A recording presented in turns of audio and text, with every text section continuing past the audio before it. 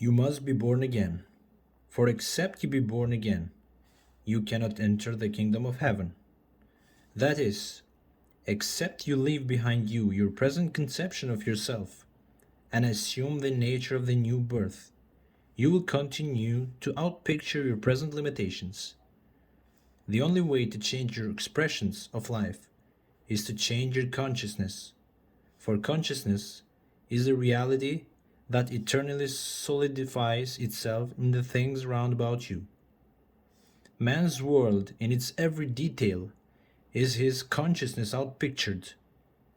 You can no more change your environment or world by destroying things than you can your reflection by destroying the mirror. Your environment, and all within it, reflects that which you are in consciousness.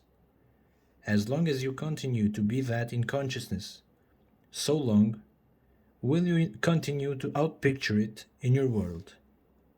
Knowing this, begin to revalue yourself.